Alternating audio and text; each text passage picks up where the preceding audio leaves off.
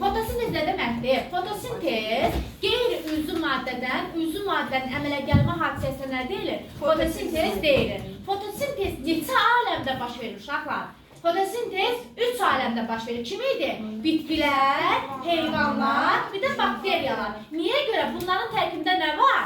Xlorofil pigmenti var. Xlorofil pigmenti olan canlılarda fotosintez baş verir. Yəni, amma göbəklər yalnız və yalnız demək onların tərkibində, onlardan elə bilmər. Bəli, fotosintez edə bilmər. İndi xlorofil pigmenti harada yerləşir uşaqlar? Xlorofil pigmenti heyvanlarda, ibtidai heyvanlarda, ibtidai yosunlarda xlorofil pigmenti harada yerləşir? Xromatoforun içində. Ali bitklərdə xlorofil pigmenti harada yerləşir?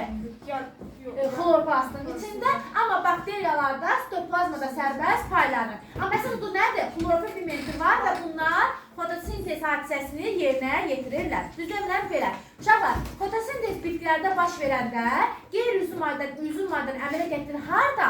Bitkinin yaşı hissəsi olan ya yarpaqda ya da göllərin yaşı hissəsini əmələ gətirir. Və fotosintezin təmini nədir? 6 karbon qazı, üstəgəl 6 su, işığın təsiri nəticəsində. Amma işıq hamıda təsir göstərir. Hamı fotosintez edirikmi? Yox. Demək, nə olmalı? Xlorofil pigmenti olmalı. Yəni, işıq hara təsir edəcək? Xlorofil pigmentlə təsir edəcək, əmələ gələcək şəkər, yəni C6H12O6. Şəkər hansı üzvü maddədir uşaqlar? Karbohidrat. Yəni bu şəkər karbohidrat üstündə əmələ gələcək oksigen qazı. Uşaqlar, bütün canlıların hamısı tənəffüs edir. Tənəffüs zamanı hansı qazıdır, hansı qazı bırakır? Amma dediyim bu canlıların bəzilərində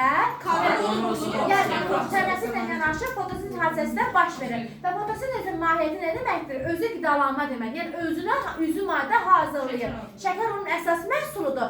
Oksigen əlavə məhsulu nə edir? Onu xaric eləyib çıxardır.